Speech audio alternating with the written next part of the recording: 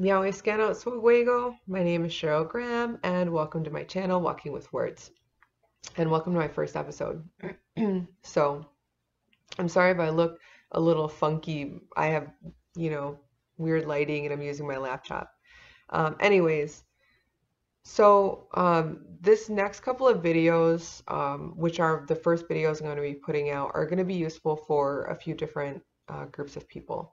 First off, if you're an at-home language learner and you're using the topic reference guides to learn, you might find that you're learning a lot of nouns and a lot of commands, but not so much verbs or understanding what conjugating is. If that's the case, then watch these videos. They'll definitely kind of give you a better understanding of just the word structure of our language and how our language works. And hopefully that will, definitely help you out. Now, also, if you are currently a language learner, you might have heard some of these terms like a morpheme or an aspect or what kind of stem do you have, right? And if you're anything like me, when you first hear these terms, you're kind of a little lost. I definitely know that I was. I had no idea what any of those terms meant, and of course I wouldn't. Why? Because I am not a linguistic student. Those terms were what Wallace used when he was writing the grammar book, and he was a linguistics professor. So, don't feel bad if you don't understand those words. It's not a big deal. And if that is the case, then hopefully these videos will help you. Um, Also, if you're anything like me, or what I did was I would go to bed at night and I would say, tomorrow I'm going to open the grammar book and I'm going to start reading it. And then I opened it and my brain was just like a light bulb that just went psst. Because I couldn't understand anything that was in that book. I kept having to Google everything. And so, fortunately, I had a friend who helped me out, and a couple of my friends were able to understand it a lot more than I did, and they really helped me out a lot. And if it wasn't for them, I'd have no idea what any of this stuff meant. Now, um, when I was first learning, these weren't terms that I think many of us heard. However, nowadays you hear them all the time. You hear them. I don't think that there's a day that goes by that I don't hear at least one of those linguistic terms. And so I think it's really useful. And I also understand it can be really scary. So if that is the case for you, then please watch these videos. And again, if you like these videos and you would like to keep coming back to learn more, then don't forget to click subscribe, hit the alert button to get notified of when new videos come, and please feel free to like and share. All right, thank you.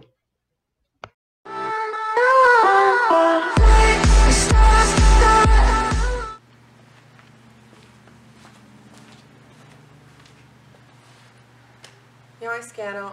So in this video, what I'll be doing is I will be showing you the basic breakdown of a single word in Seneca. Now this is very, very basic beginner stuff. I'm not going to get into, kind of the extras of like derivational suffixes or prepronomial prefixes, but basically I want to show kind of the very basic foundation of a word, and also how you could possibly utilize the resources that are available on the SenecaLanguage.com website. So, and the reason I want to do this is because, one, as a language learner, I know that a lot of those kind of linguistic terms can be scary. I know for me it really was. I didn't understand them, and it really held me back from asking more questions and really jumping in when it came to, sitting with other language learners and talking about language. And it took, I had a friend, and he basically kind of sat down and showed me the step-by-step process of what they were talking about, and it helped me so much. And I think that if you get too caught up in the terminology, it can be scary. But once you break it down step by step, it's not so bad. And so today, that's what I'm going to do, and also, showing you how you would utilize those resources. So if you're an at-home learner, and I know that there's a lot of people, you have full-time jobs, you have children, you have, schooling, whatever you have going on, but you still want to learn language and not know really where to start, I would say that definitely check out the senecalanguage.com webpage, and they have a ton of, audio files and printable files that we're actually going to be using today, okay? So the first thing that I want to start off with is that the Seneca language is a polysynthetic language. And what polysynthetic means is that one word is actually many parts. It's not just one word. It actually has multiple parts that are incorporated into that word. And so to give you an idea, I want to show you what that means. Now, I'm sorry if it's a little bit fuzzy. I'm going to try to fix this when I edit. However, I'm going to draw a box. And the reason that I use a box to explain this is because for those of you that are familiar or may not be familiar, Wallace Chafe was a linguistics professor, and he studied our language, and he wrote and developed a few works.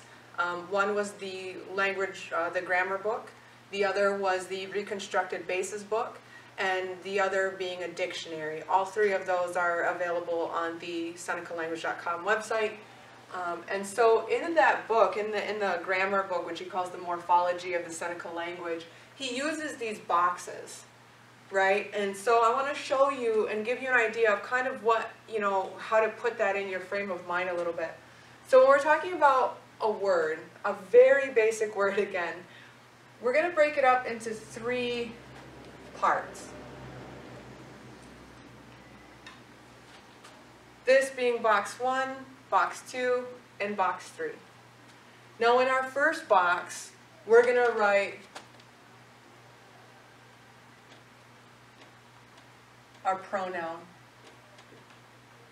And basically, this first box is telling your who. This is your who. In our second box, we're going to write a root. Your root is like your meat and potatoes of your word. It's talking about what you're talking about.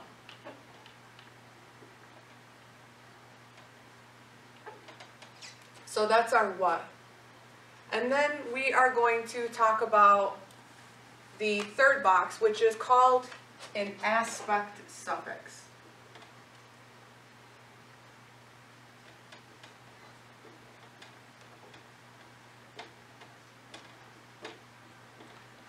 And your aspect suffix is talking about the when. It's the time frame of your word.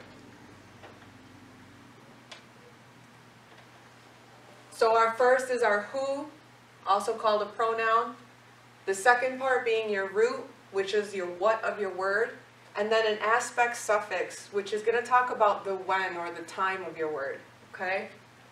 So let's get into our first box, okay? So in that grammar book, and then really quickly, so he calls it the morphology of the language. Now, when he's saying that, he's talking about something that they call morphemes. A morpheme is basically a singular unit of a word. For example, this word will have 3 morphemes, which is a basic verb. It will talk about your who, your what, and your when, and that will all create one word.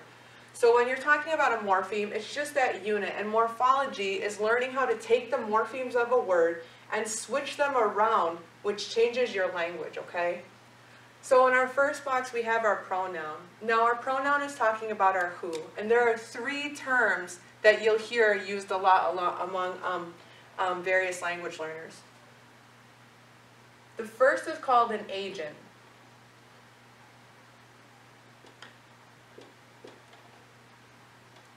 An agent.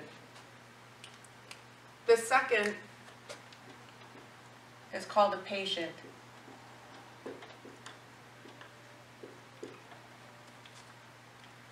And the third is what is called a transitive.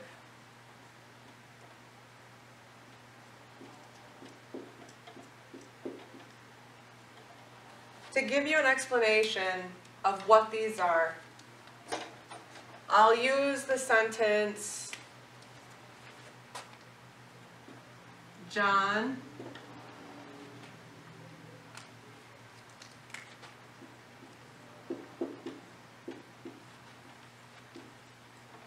kicked the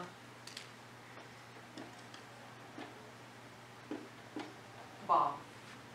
John kicked the ball.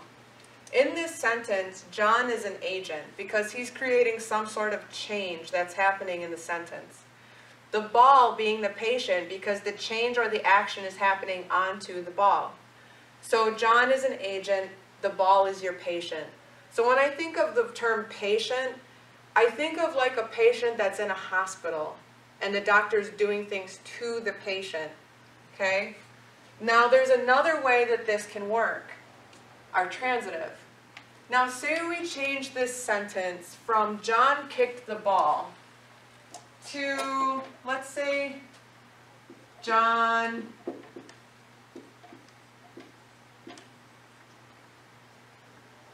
kicked,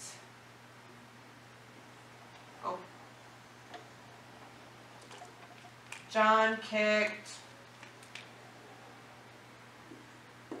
Jason, right? What's going to happen now is you've created a transitive. And so this is he to him.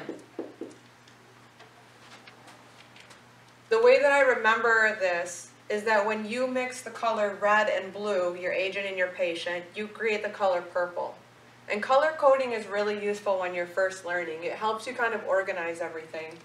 So we have our agent, we have our patient, and then we have a transitive. And this is a person to another person. It can be me to you, you to me, him to her, him to him, her to us, him to us. And so those are called your transitive pronouns, okay? So now that we understand a little bit more about agents, patients, and transitives, I want to get into your root, okay? Now, well actually, let me take a step back here. If you go on the website, there was and you'll find it available on there, there was a booklet that was created by the immersion program.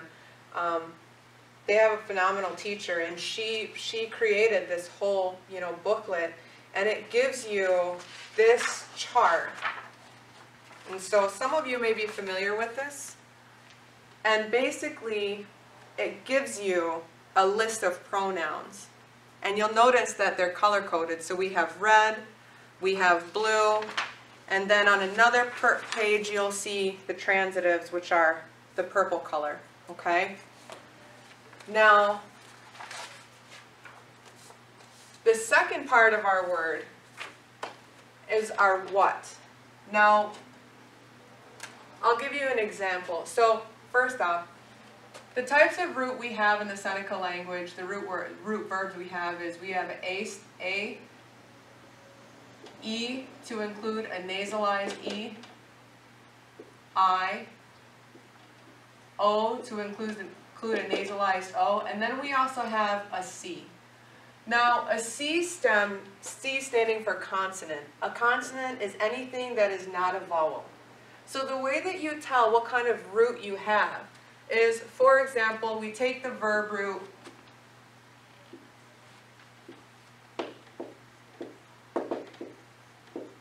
adekoni. Adekoni. This specific verb root means to eat.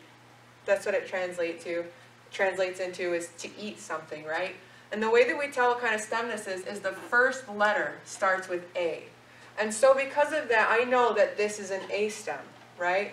Say we take the word koni, which actually means to cook. The first letter of this being K, and so I know that because this isn't a vowel, it's going to be a C stem. Say we have the verb root enoto. This verb root starts with a nasal E. The reason why this is important is that if you look at that chart of the pronouns, it will say A stem, E stem, I stem, O stem, C stem. And that will tell you what agents and patients you're going to be using. this will change depending on what kind of verb root you're going to have in your word, okay? So going on to the third part of our word is we're going to talk about the when. Now, I'm going to explain it in a way that I understand it, that's easiest for me. Not a lot of, there might be some people who might, disagree, but I want to explain it in a way that's understandable, but also what you might become familiarized with if you do use the books that Wallace had created, okay? I learned a lot from the books, and so I try to show in a way that, like, if you read the book, you're not going to get confused. Although other students might use a different way of explaining it, I'll just show you kind of how I've learned it. So, an aspect suffix is going to be your ending of your word, which talks about your when. And there are 3 aspect suffixes that you'll hear him use or see him use most commonly, or that he's going to, you'll see him write a lot. So the first one that we have is what is called a habitual.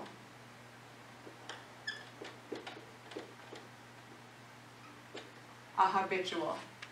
Now, a habitual is just what it says, the main part of that being a habit, right? And what's a habit? A habit's something that you do all the time. However, this ending can actually work in 2 ways, which can be tricky if you don't know. So one of the ways that it can work is what I call a true habitual, right? A true habitual is something that somebody always does. So for example, if I say Yekonis, she cooks. Maybe that's what she does for her job. Maybe she's a cook. Or if I want to say she's a basket maker, she makes baskets, that's what she always does, then I would use a habitual aspect to say that that's what she always does. However, that ending can actually work in another way. And that's in the sense of being in the now. So what I mean is that sometimes a word will have a habitual ending, but really the translation of it is to be that, like, somebody's doing it now. Like they're currently doing something now. Like she's driving now, she's walking now, as opposed to she walks all the time, right? The second aspect suffix that he talks about in the book is what they call a stative.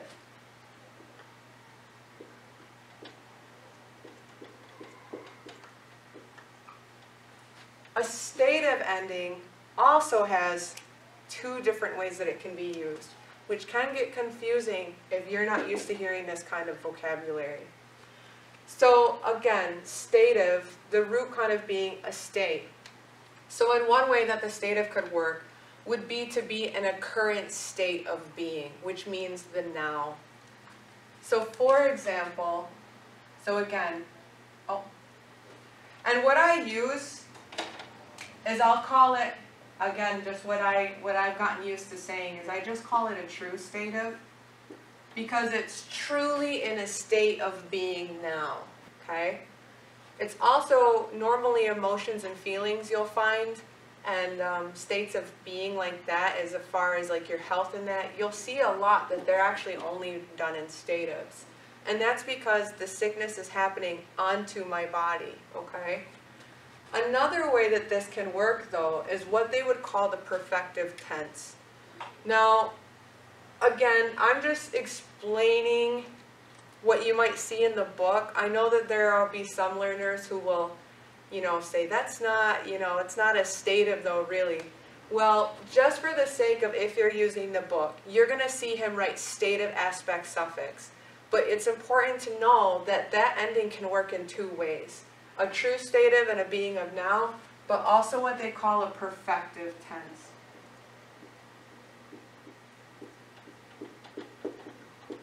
And basically your perfective is saying like something had happened. Not a specific time frame, but that it had happened.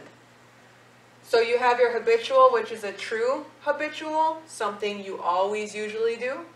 Habitual can mean the now, something I'm doing now. It can be, your stative can be either a true stative, which is I'm currently now in a state of being, Or it can also be in the perfective, which means something I had recently done. Now the third aspect suffix is what they call a punctual.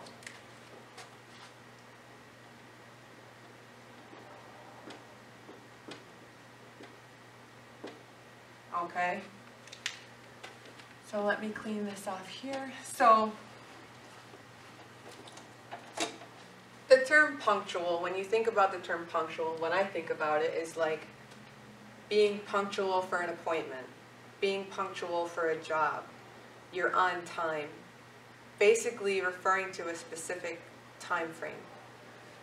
A punctual, when you use this ending, will enable you to change a word to be able to say three of the following things. I will, I might,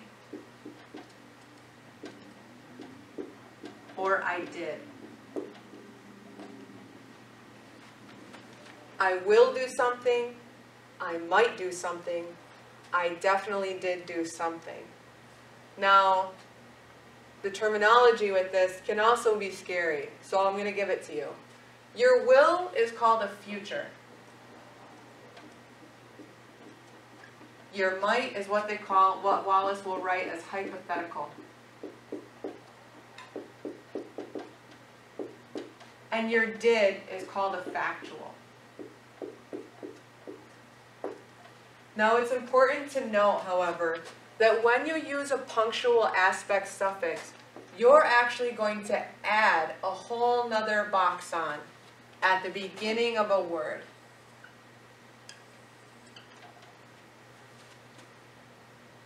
Those beginnings are going to be called modals.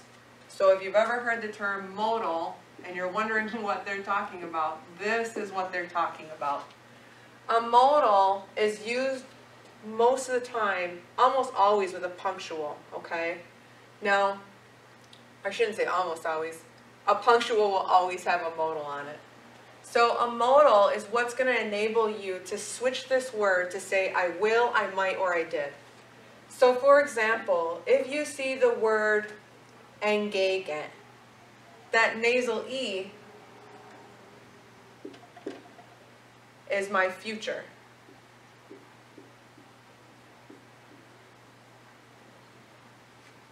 Now, maybe I would say something like agagant with an A. Or I could say eisnegant, which would be AE. These are called hypothetical modals. Another form of modal that you'll see is an O with a glottal, a regular E, which makes the A sound, a WA, or a WA glottal. And this is called your factual modal.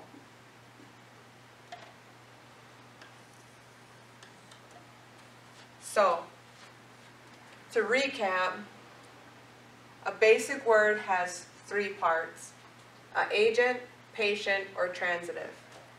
The root of a word is you're telling your what you're talking about. And those can be an A, E, nasal E, I, O, nasal O, or a C, which is a consonant root. And the way you find that out is the first letter of the verb root that you're looking at. The third part is called an aspect suffix. And this is telling you your why, which is your time frame. You have a habitual, which can be a true habitual. A habitual meaning something I'm doing now. You can also have a stative, which is a true stative, meaning I am now in a state of being. And you can also have the perfective, which means something you had done. Then there's the punctual. When you have a punctual aspect suffix, it enables you to say something you will do, you might do, or you did do. However, it's important to know that when you're utilizing the punctual aspect suffix, you are going to add a fourth box, which will have your modal. Your modal will be either your future modal, a hypothetical modal, or a factual modal. Future meaning I will, hypothetical meaning something I might do, and factual meaning something I definitely did do. Okay? Now to recap on the resources, I want to talk about what could help you if you are at home and you are trying to learn, or if you're a new learner and you're struggling to understand, you know, the words, or you need a word and maybe you don't have an elder, okay? This is where your resources are going to come in, okay? So,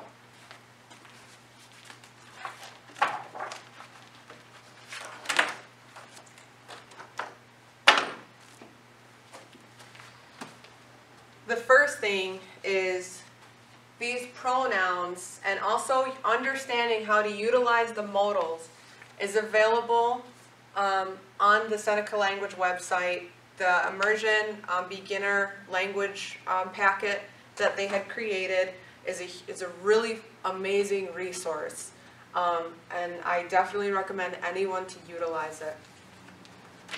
The other is, which is also available on the website, is the English to Seneca Dictionary, which was created by Wallace Chafe.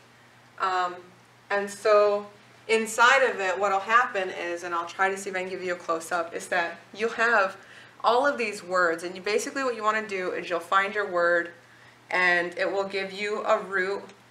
And so at the bottom of the page, you'll see this root.